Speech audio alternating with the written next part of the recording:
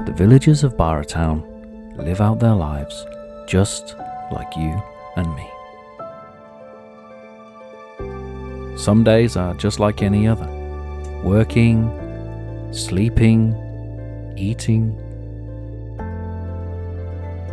But one day, something rather peculiar happened.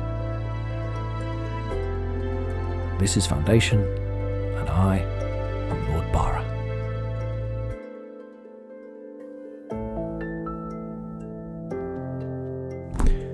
I keep being presented with the opportunity to upgrade the trade route with Northbury. It's actually pretty simple to be able to do that. All I need to do is buy all of the products that Northbury sell and then sell all of the products that they're willing to buy from me.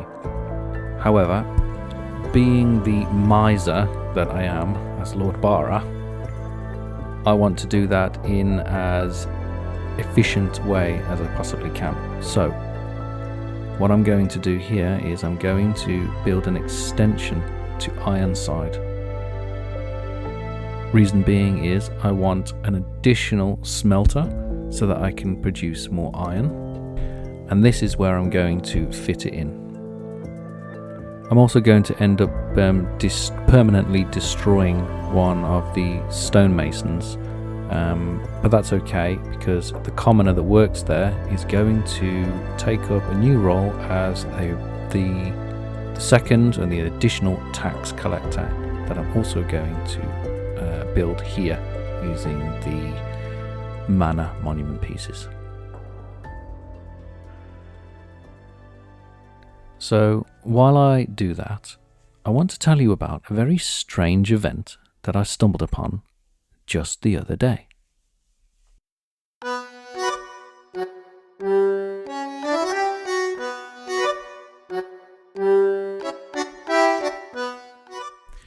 It was an unseasonably warm afternoon, the kind of day where the air itself seemed to settle like a fine dust, heavy and unmoving. I'd been on my way to settle an old score with Arnaldo. He owed me a rematch, after all, and my thoughts were fixed on that very matter when I chanced upon a scene of unexpected violence. The stillness of the road past town square was abruptly shattered as Marcule, the tailor, was hurled from his shop door with a force that left no question of its brutality. He hit the hard-packed dirt with a sickening thud, rolling once before coming to a painful stop. Dust rose around his crumpled form like a cloud of indignity, marking the place where he had fallen. I halted in my tracks, the surprise of it all catching me mid-step. The tailor thrown from his shop, of all things. Naturally, I couldn't simply turn away. Fate seemed to demand my involvement, though whether as witness or participant remained to be seen. So I stayed, silent, observant, and ready to lend a hand if need be.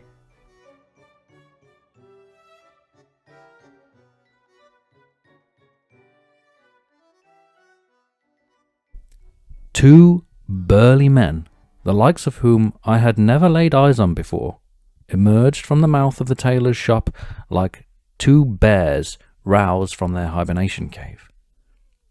Their broad shoulders nearly filled the doorway, casting long shadows onto the street as they lumbered out into the light. The sun, sharp in the afternoon sky, forced them both to squint, their eyes narrowing as they took in the sight of their handiwork. Marcule, crumpled and defeated at their feet. Marcule groaned softly, his face pale with the shock as he levered himself up onto one elbow, dazed and disoriented. The burly men, their heavy boots crunching ominously against the dirt road, began their slow, deliberate approach, like bears closing in on a wounded animal. They seemed intent on finishing what they'd started. But just then, a third figure stepped out from the shop. He was quite different. Well dressed, his attire far too fine for a commoner, his bearing unmistakably superior. Whether a nobleman or a suitor of one, I couldn't quite say, but his presence commanded attention. "Wait!" he demanded, his voice sharp and firm. The two men hesitated, though their advance did not stop altogether. Their eyes flicked toward the well-dressed man for approval, but their pace only slowed as if reluctant to fully abandon their pursuit. Others in the square had noticed the commotion as well. The fish market tender, always keen to catch the scent of trouble, had abandoned his stall, his eyes wide with interest as he came towards the scene. One of the butcher brothers, Claude or Polo, I couldn't tell which, was also making his way over, wiping his hand on a stained apron as he closed the distance. It seemed the whole street was beginning to converge on the tailor's plight, something simmering in the warm afternoon air. Further down the road, I could see a townsman sprinting towards the guard post, his urgency evident in the frantic way his legs pumped beneath him. It was clear the situation was escalating, and soon enough there'd be more than just curious bystanders watching. Now, things are getting a little out of hand," the well-dressed man said, his tone smooth but laced with the authority of someone accustomed to being heeded. "There's no need for this," he added, gesturing towards the brutes with a placating wave. "Pick him up." The two men exchanged a glance before one grudgingly bent down to hoist Marcule to his feet. "There," the man muttered, brushing the dirt from Marcule's tunic with a quick swipe of his hand. "See? No harm done." His words were meant to soothe, but a tension was hanging over the conversation. As Marcule found his footing, the fish market tender called over to him, his voice cutting through the thickening crowd. Marcule turned to respond, but before a word could leave his lips, one of the brutes took advantage of his distraction. With a sudden, forceful shove, the hulking man barged into Marcule, sending him reeling once more. The well-dressed man wasn't spared either. His fine coat knocked askew as the brute's shoulder clipped him.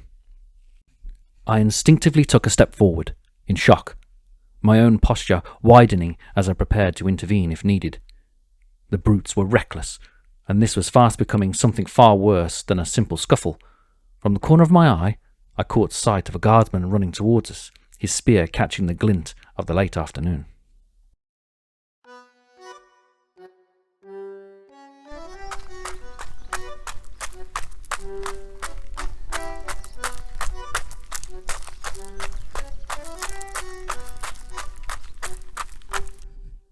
I had merely blinked when Claude came bounding towards the nearest of the large men.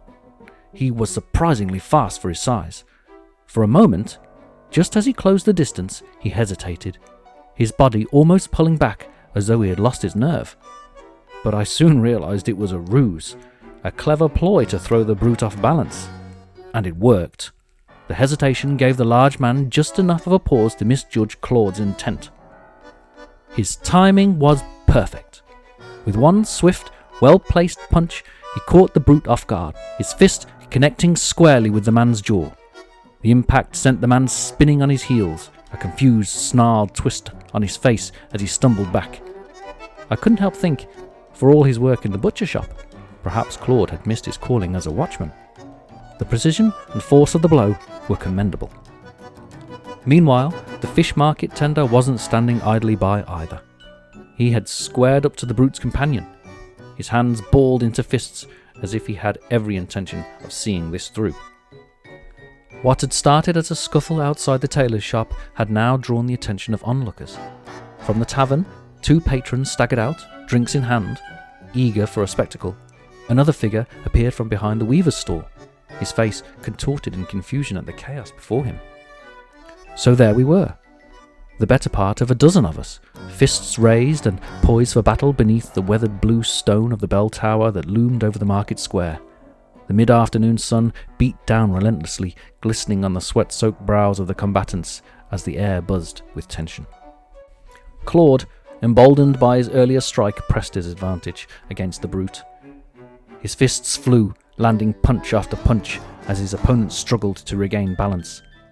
The skirmish quickly broke out into a frenzy of swinging arms and grunts of effort. Around us, punches were being traded, curses muttered beneath breath, and the thudding sound of knuckles connecting with flesh echoed against the stone walls. The market tender wasn't faring well.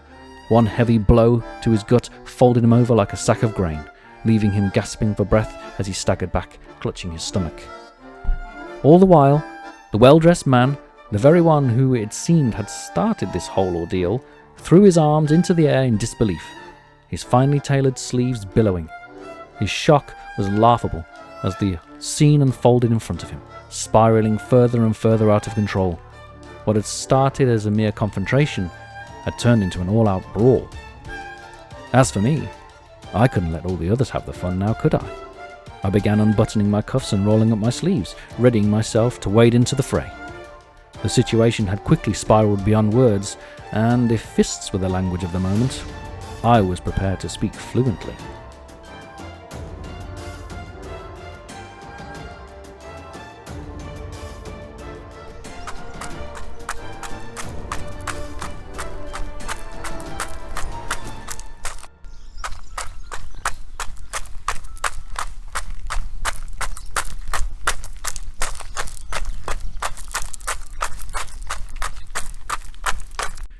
Just as the market square seemed on the brink of chaos, a loud, commanding voice cut through the din. Enough! The guard had arrived. His face flushed from the run, but his stance firm as he stepped forward, spear in hand. His presence was enough to give everyone pause. The market tender doubled over in pain, wiped at his mouth, clearly grateful that his teeth would remain intact. Claude, breathing heavily, stood over the brute, fists clenched, his eyes wide with adrenaline, but even he relented, stepping back to let the guardsman take control. Had the skirmish continued, I wasn't sure that the man would have survived the next round. I took a step back myself, not wanting to undermine the guard's authority, or to be caught in the heat of the moment.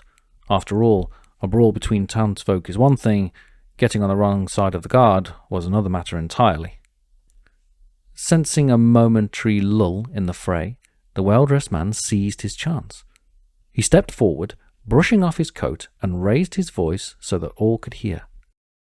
I am Sir Pelendor of Northbury, he announced, his tone sharp with authority. The onlookers turned to face him, whispers quickly spreading through the crowd. This tailor, he pointed an accusatory finger at Marcule, who was still nursing his bruises on the ground, is a cad and a villain. His words were filled with righteous indignation. I demand that this guardsman arrest him immediately for questioning. The guardsman looked from Sir Pelendor to the battered Marcule lying on the ground, clearly weighing his options. The crowd, once a collection of onlookers curious about the brawl, now shifted uncomfortably at the sudden turn of events. Of what is he accused?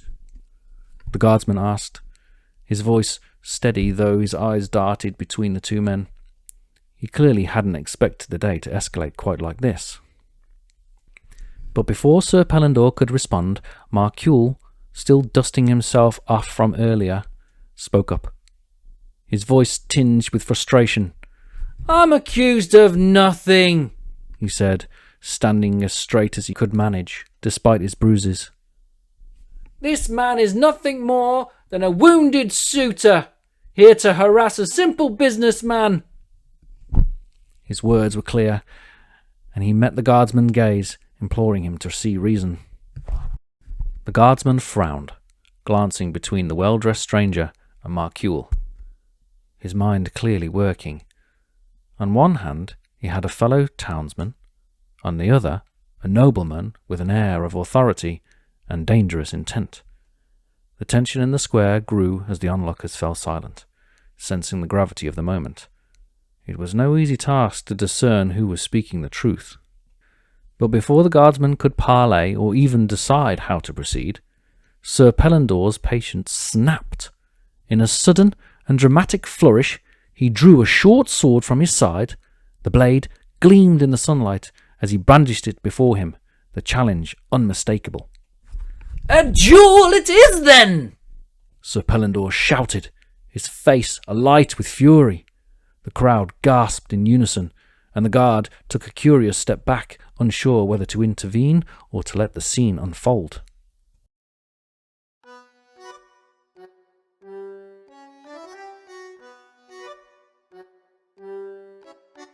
The tension in the square thickened in the still air before a storm.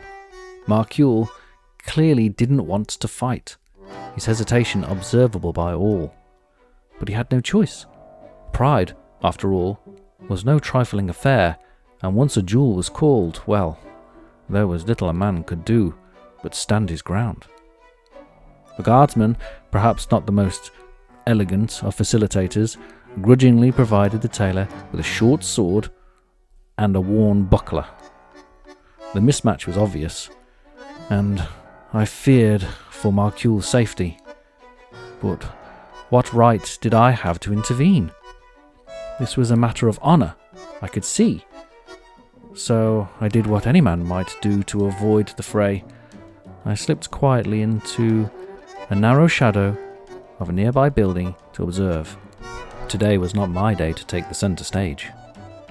The clash of swords came swiftly, as Sir Pellandore advanced with practised precision, his blade flashing in the sun as it met Marcule's in a metallic ring. The tailor, for all his skill with the needle and thread, was no swordsman. His strokes were clumsy, driven more by desperation than technique. Sir Pellandore pressed Marcule through the market square, knocking over barrels as they went. Vegetables lay scattered across the dirt, lettuce, carrots, apples, crushed underfoot in the chaos. The crowd stepped back, gasping as Sir Pellandore's strikes grew more aggressive, each swing designed to end the fight. Marcule, despite his fear, blocked where he could, but the disparity in skill was plain. And then, with a sharp flick of his wrist, Pellandore's sword sliced across Marcule's cheek. The tailor let out a scream, stumbling back, clutching his face as blood trickled down his jaw. Sir Pellandore, sensing victory, moved in for the kill. His sword raised high, the crowd seemed frozen in time, unsure whether to shout for mercy or to let the inevitable unfold. But before he could deliver the final blow, a booming voice cut through the square. "There'll be no killing of tailors on this day!" Captain Coleman and 6 guardsmen funneled into the square, their armour clattering as they arrived, just in time. The captain, draped in his brand new cloak, strode towards with authority, his voice brooking no argument. "Arrest them all!" he commanded, pointing to both Pellandore and Marcule and the brutes alike. The guards moved quickly, stepping between the combatants and ending the duel before it could claim a life.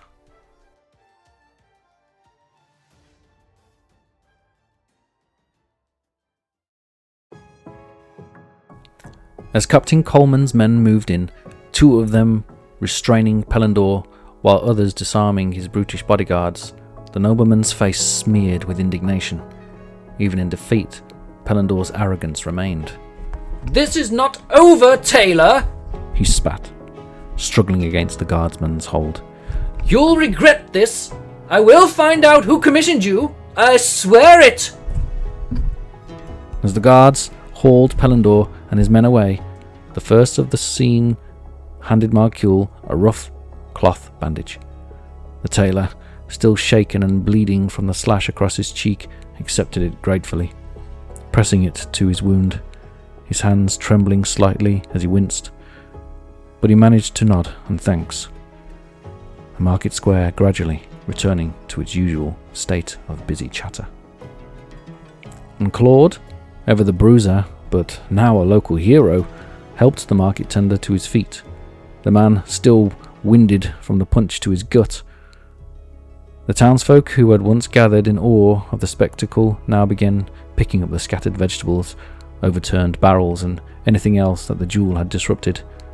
The mess was slowly tidied, and not one of them ever noticed me. observing it all without a word. I took that as a blessing, and with that excitement over, I slipped back onto the street, adjusting my sleeves as I resumed my path to my appointment with Arnaldo. But I couldn't help turning the events over in my mind. I'd certainly be looking into this matter, whatever this quarrel was about. Our trade with Northbury was too important to let some petty squabble put it at risk. Whatever it was, I'll find out soon enough.